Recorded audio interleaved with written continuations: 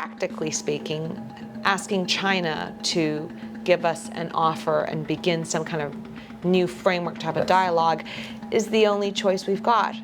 You're always called the princess. I don't know, how do you feel about that? I don't mind that at all. I mean, I come from a privileged background, and I accept that wholly.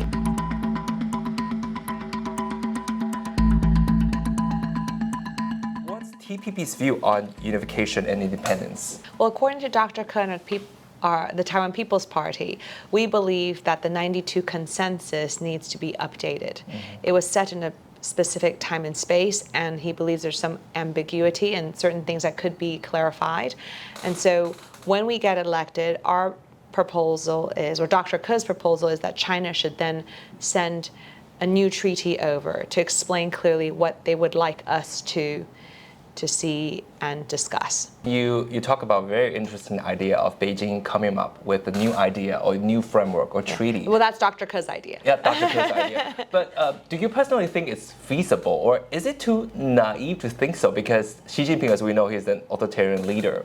He said he would push for unification by force if necessary. Those are very strong words. How could you expect a leader like him to come up with a new plan to negotiate, just to negotiate with Taiwan's leader? I think the reality is that in U.S.-China relations, Taiwan is always a ping pong ball. We will always be a price taker, not a price maker, meaning that we're only going to be able to accept the circumstances rather than be able to dictate things. So practically speaking, asking China to give us an offer and begin some kind of new framework to have a dialogue is the only choice we've got.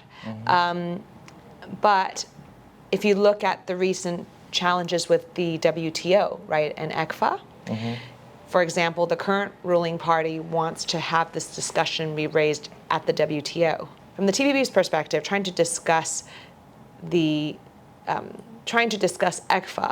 in WTO has political intentions in addition to economic discussions.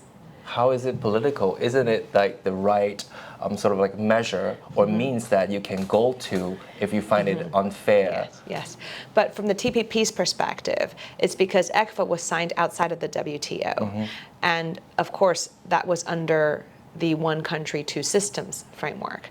So now going out to seek WTO for help where Taiwan and China both have membership makes sense in a way, but it's also trying to add another level of political recognition in the midst of a very strained economic agreement and relationship. So the TPP's perspective is it's great to suggest discussing the ECFA problems at the WTO, but the reality is that the other side is only willing to engage with us on a bilateral means between China and Taiwan. So you can either wait there and have them not come to the table, or you can be practical and try to, see what you can do in the meantime. But both avenues are obviously feasible, but at the moment you also have to be realistic, because there's a lot of, there are over 2,000 items under ECFA, right? And there's already 12 items being hit, and who knows how many more.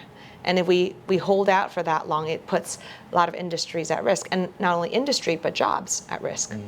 But isn't it also important to not to depend on China that much? And as you probably understand, a lot of people wouldn't believe or wouldn't agree that ECFA is signed under this one country and two system kind of framework, because then that means it's an unfair treaty between the two sides, right? I guess that will be the Beijing's way of using terms. The actual ECFA agreement between China and Taiwan actually benefits Taiwan a lot more. It allows Taiwan to export over 2,000 items tax-free. But China has not expected us to have a reciprocal relationship in terms of the same items the other way. So I do believe that de-risking from China and also de-risking from Taiwan is the trend at the moment. Many companies are asking their their suppliers to provide other geopolitical solutions, right, to provide their goods and services. So the reality is that at the moment, on any given year, it's around 40% of Taiwan's business that depends on ECFA. So unless we can build out a de-risking strategy with ASEAN, with India, and also with Europe, then for the moment, this is much more important than we'd like it to be. Isn't that what the current government is trying to do? It's de-risking and trying to work with more ASEAN countries, or like 蔡英文新南向政策. Isn't it what they're trying to do? They're trying. The current government is trying to de-risk, but the speed of this de-risking is not impactful enough for us to not pay attention to ECFA. That's the current reality. On international media or local media, you're always called the princess. I don't know, how do you feel about that? I don't mind that at all. I mean, I come from a privileged background, and I accept that wholly. I have both grandparents that are self-made, and my grandfather and my father raised me and brought me up with their honest, hard-earned money. So I'm very comfortable with that.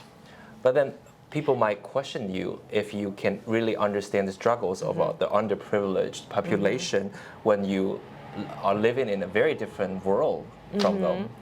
Yes, I think the label of being princess could be seen as being out of touch and unrelatable, or initially when there was a question about my dual citizenship, which is not true. The real intention, I think, behind all of that is to say, are you like me?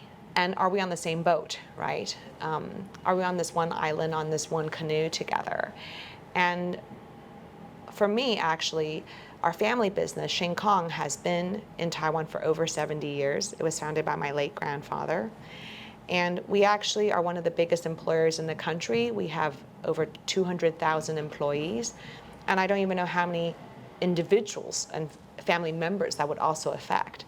So for me, Taiwan's future is very much intertwined with Shin Kong and the staff that we have. And so my job actually in the last few years has been traveling to Southeast Asia. I was on the road about 10 days a month before COVID, to Indonesia and Myanmar and Vietnam and the Philippines and places, looking for business opportunities for the company, family company.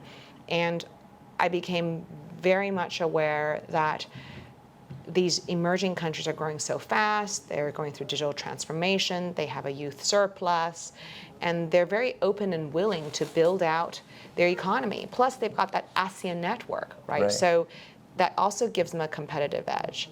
And so my fear, and coming back to Taiwan, is that things are a bit slower, people are a bit complacent, and I think Taiwan's a beautiful place, and we actually still have a lot of things we could do to kind of accelerate change and transformation. And so it's a sense of urgency where I was afraid that Taiwan might lose its competitiveness that made me join Dr. Ke in his election 3 years ago. And I'd also like to mention that I've actually traveled to over 60 countries around the world, in places maybe most Taiwanese people haven't been to. Brazilian favelas, Indian slums, Kenyan refugee camp, and where people live under $1 a day, and so I'm very comfortable, taking off my high heels or, kind of going native, if you will, and understanding social issues and trying to problem solve and coming from different perspectives to work together.